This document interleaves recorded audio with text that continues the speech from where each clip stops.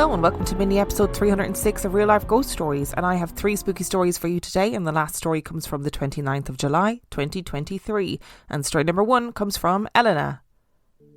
I've always believed in ghosts, and growing up moving place to place, I've experienced quite a few things. The house I grew up in was built in the 80s, so it wasn't that old, but there seemed to be multiple spirits lingering there, some good and some bad. The TV and the radio would turn on by themselves, and always to the Mexican stations or channels which we never used. Lights would turn on and off, and sometimes things would fall off counters. After my cat died, we would feel something rub up against our legs, as cats do, only to find my still alive cat across the room. Those were the harmless spirits that just liked to hang out. There was a dark energy that was there sometimes too. Of course, it seemed to like my room the most. At night, I would see shadow figures floating around my room, and I had a night light that lit up the room, so I know what I saw. I would see faces of an old man and a woman that were always angry, and they would appear most nights. I would sleepwalk constantly, and my mom told me later that I would say scary things during those sleepwalks and have full-blown panic attacks. I know this sounds like maybe just a kid who had bad dreams, but I wasn't the only one experiencing things. My older sister would often wake up and tell us how she felt like something had grabbed her in the middle of the night, or she would have scratches on her body. My mom said she often heard voices and footsteps when she was home alone. All I know is the day we left that house, I stopped sleepwalking. Another experience happened at the next place we lived. This was a 2-bedroom apartment, and it was just me and my mom at this point. This entity I call the curious spirit. I was often alone in this apartment because my mother worked a lot then. I was never afraid to be alone here, but sometimes at night it was a little eerie. I always felt like something was watching me. Almost daily I would see the figure of a person out of the corner of my eye, and when I would turn to look, no one was there. Occasionally I would see a flash of black mist behind me as I brushed my teeth or did my makeup while looking in the mirror. I would hang out in my room late at night, sitting on my bed which faced the bedroom door just on my laptop, when I would feel someone staring at me in the pitch black hallway, and I'd swear I would see an outline of a person who was too tall to be my mom. Sometimes I would call out to see if it was my mom but never got a response, or I'd shine my phone's flash to see no one standing there. Maybe it's because I had dealt with spirits before, but I never really felt a bad energy from this spirit. I always just felt that he was curious.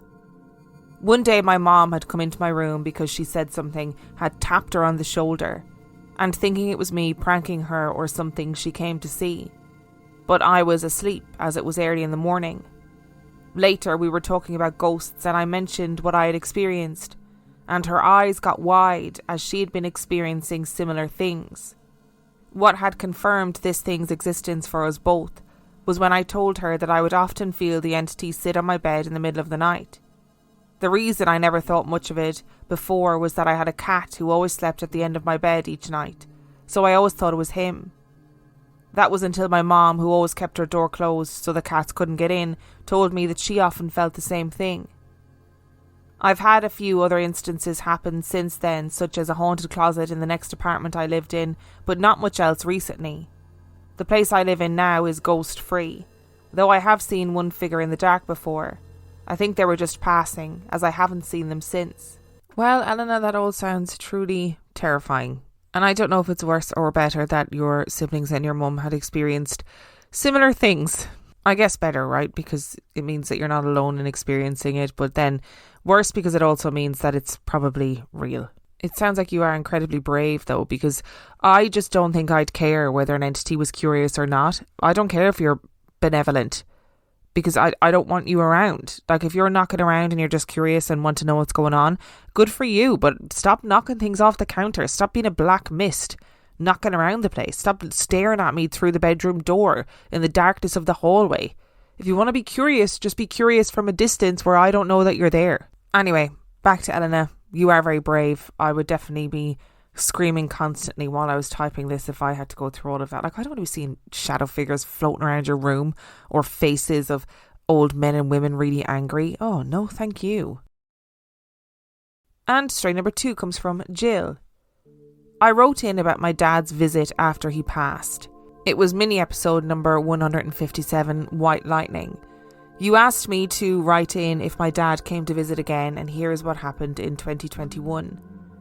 I'm still living in my house in Alameda, California. I have 4 kids and all have flown the coop but the youngest. Since the kids are all getting older, I wanted to update my living trust. I had some decisions to make and wanted to think about them for a few weeks before I changed anything in the trust. When my dad passed in 2007, I kept a few of his Catholic saint medals and kept one of his on top of a small decorative box in my bathroom on the windowsill. I'm not Catholic and never looked to see which saints were on the medals, but they helped me feel connected to my dad because they were his when he was living. The saint medal in my bathroom has sat on top of the box on the windowsill since 2007. I've never moved it. The metal is small and the picture and the writing are too small for my eyes to see. I'm one of the weirdos who likes to put on my paranormal podcast and clean my house when nobody is home. Cleaning is meditative, and I like the end result even if it only lasts 2 days. On this particular day, I was thinking a lot about how I wanted to modify my living trust, but I couldn't come to a definitive decision. I live in a 1913 Craftsman.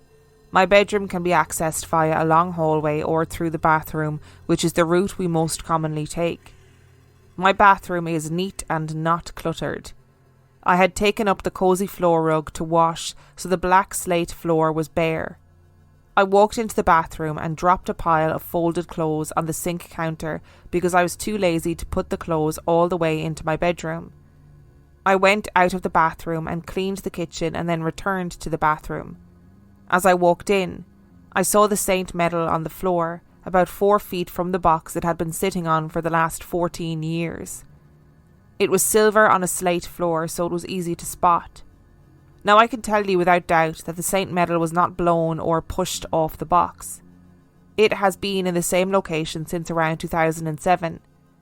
I picked up the medal and couldn't read it because the detail is so small. I took a photo with my phone and blew up the photo to see what it says. Turns out it is St. Matthew. I had no idea who St. Matthew was, so I googled him while standing in the bathroom, and here is what Google says. St. Matthew is the patron saint of accountants, tax collectors, bankers, custom officers and security guards.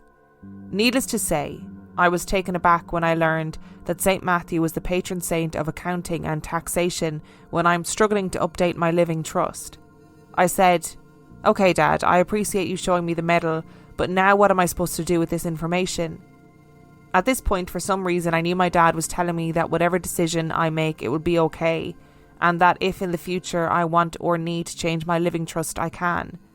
I simply can't explain how the medal came off the box and ended up 4 feet away from where it rested since 2007. I put it back on the box where it stayed until this happened. Although this may not be paranormal, it is kind of weird. My 85-year-old mom spent an overnight at my house. She was getting ready for bed and, unbeknownst to me, put her hearing aids in the little decorative box where the St. Matthew medal sat on top. In the morning, I saw that the St. Matthew medal was gone and her hearing aids were in the box. I asked my mom if she saw the medal on the box and she said she did not. I was a bit bummed out because it has sentimental value and it was nowhere to be found. I searched my bathroom, my bedroom and hallway thoroughly with no success. About a week later, I decided to use my dowsing crystal to try and locate the medal. I was in my bedroom and asked if the medal was in the bathroom and it motioned horizontally, which means no. I asked if the medal was in my bedroom and it again motioned horizontally. I then asked the crystal if the medal was on my windowsill and it motioned vertically, which means yes. I looked on all the windowsills on the inside of my bedroom and bathroom and it was not there. The next day I told my wife about what the pendulum said and that I could not find it on any of the windowsills. My wife said, "Wait a minute," and she went to the decorative box on the windowsill in the bathroom and said, "It's not in the bathroom, but it's on a windowsill." And then she got the thought, "Open the window," and she did. The medal was sitting on the sill outside the bathroom window. My wife sometimes just knows things, and she said she had the thought to go to the bathroom window and then received the thought to open the bathroom window, not even knowing there was a sill on the outside. I placed the metal back on the decorative box where it has stayed put for the last 7 months. Hello, Jill. Welcome back to the podcast. It really does sound like somebody's trying to communicate with you. How interesting is it that in the last couple of weeks we've had different patron saints popping up? And I don't mean it's interesting in a religious way. I mean it's interesting in a coincidence kind of way that we've had 2 patron saints. I actually knew that Matthew was the patron saint of like money, accountancy, tax collectors, all that kind of stuff. But it is really interesting that in that moment where you're worrying about all that financial stuff, that the medal seems to fall off the box that it's lived on for years and years and years. And then you suddenly realise that it's Matthew. Oh, and he's the patron saint of money and tax and all that kind of stuff.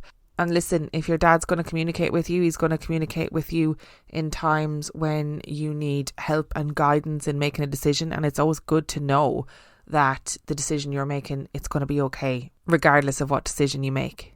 I'm also really glad you found the medal because, you know, having those things of sentimental value and then losing them is horrendous. And how brilliant that your wife was able to kind of go, hang on a second, windowsill, in the bathroom, but not inside, outside. Oh, so good. I love when people just know things or they get a sudden flash of, this is where this thing is. I just know it is. Love it. Anyway, it sounds like your dad is still well and truly looking out for you.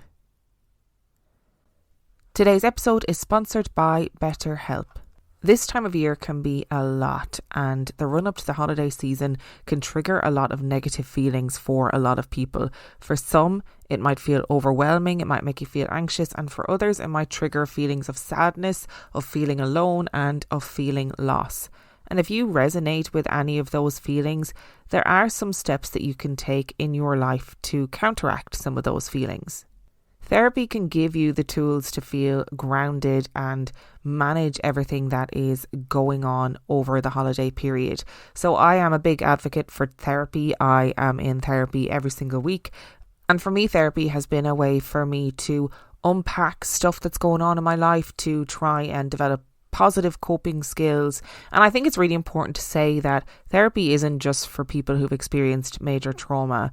Therapy can have a really positive impact on your life no matter what you're going through. BetterHelp is entirely online. It's designed to be convenient, flexible and suited to your schedule, which I think is really important in this day and age. All you have to do is fill out a brief questionnaire to get matched with a licensed therapist, and you can switch therapists at any time for no additional charge. Visit betterhelp.com/reallifeghoststories today to get 10% off your first month. That's BetterHelp, HELP.com/reallifeghoststories. Today's episode is brought to you by Rosetta Stone. If you've been wanting to learn a new language because you just want to pick up a new skill or a hobby, then Rosetta Stone is for you. Rosetta Stone offers 25 languages from Spanish, French, Italian and German to Chinese, Korean and Japanese, and even Dutch, Arabic and Polish. Rosetta Stone has been the expert in language learning for 30 years. They know what really works when it comes to getting you started with a language, helping you remember what you've learned and motivating you to stay on track. Instead of memorizing and drilling vocabulary words, you learn by matching audio from native speakers to visuals, reading stories, participating in dialogues, and other practical language skills to fast track your ability to communicate fluently. Rosetta Stone has a patented speech recognition engine called True Accent built into the program. As you practice speaking, you'll get feedback on how well you are pronouncing words. Rosetta Stone can be used on desktop or as an app, and you can even download lessons for offline use.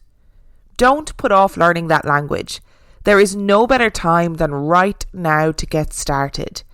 For a very limited time, Real Life Ghost Stories listeners can get Rosetta Stone's lifetime membership for 50% off. That's 50% off unlimited access to 25 language courses for the rest of your life. Redeem your 50% off at rosettastone.com/today. That's rosettastone.com/today. today.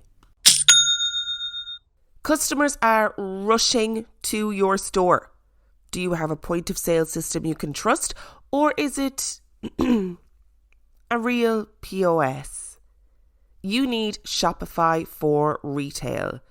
Shopify POS is your command center for your retail store. From accepting payments to managing inventory, Shopify has everything you need to sell in person. With Shopify, you get a powerhouse selling partner that effortlessly unites your in-person and online sales into one source of truth. Track every sale across your business in one place and know exactly what's in stock. Connect with customers in-line and online. Shopify helps you to drive store traffic with plug-and-play tools built for marketing campaigns from TikTok to Instagram and beyond. Get hardware that fits your business.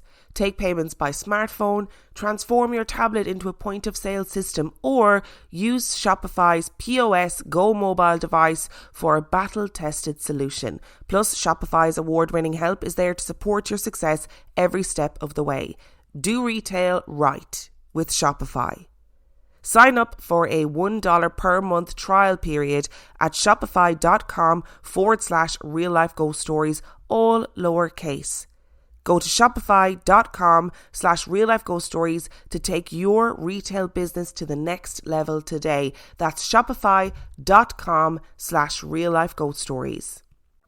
And story number 3 comes from Renate. Me and my husband have been together since 2012. In October 2017, my husband's mother died, almost 2 years before we got married.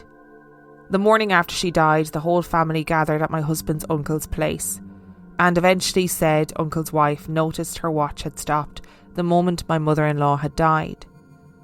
Me and my husband got married in August 2019, and even though I'm usually a person who would rather be half an hour early than 2 minutes late for anything, of course I was running late for the ceremony in the church. I got there 2 minutes late. I know this because my husband checked his watch as I walked through the doors. The ceremony went smoothly with all of the things a ceremony should contain, and we had a nice after party. Eventually, during the after party, my husband was going to check the time but realised his watch had stopped the moment I entered the church. He told me and I broke down. My mother-in-law was with us during our wedding. It had been a huge sorrow for me not to have her there during the planning, so I know that she was with us and it was a lovely thought.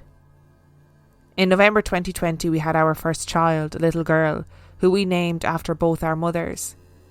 We rarely talk about my mother-in-law to her, since she doesn't quite understand the being dead thing yet. This spring, when visiting my father-in-law, my daughter came running from the hallway scared because she had seen someone she didn't know. A few days later she started talking about Grandma. She called my mother Momo, so we started wondering. We then found a picture of my husband's brother with their mother. We showed it to our daughter and asked who was in the picture. It is Uncle Stian and Grandma. After this, I have known that she will always be with us.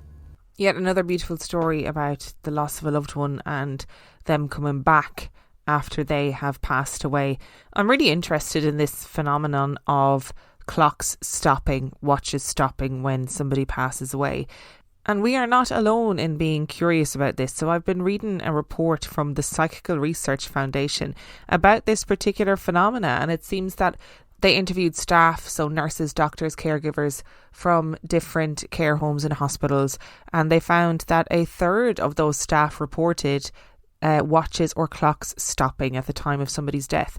And there are anecdotal reports of people who their watch has stopped and then they realised it was the same time that their sibling died in another house or another town or another city or sometimes another country. So it is this kind of crazy phenomenon. And I think it's really beautiful that it happened again when your husband saw you just as you were entering the church about to walk down the aisle. What a way for your mother-in-law to say, I'm here and I'm seeing this too and I'm happy for you guys. And I mean, less good with your daughter saying that she's seeing your mother-in-law. A little bit freaky, also comforting, but slightly freaky. Thank you so much for listening to today's mini episode. Thank you to Elena, Jill and Renate for sending in your stories. Remember, the last story came from July the 29th, 2023. And if you would like to send in your story, you can do so by emailing it to reallifeghoststoriespodcast@gmail.com. You can also check out the website reallifeghoststoriespodcast.com. And if you are desperate for some extra content, you can subscribe to the Patreon. That is patreon.com/reallifeghoststories, where for $5 a month or $2 a month, you get access to heaps of extra content, as well as every single main and mini episode completely ad-free. And on that note, I shall see you next time.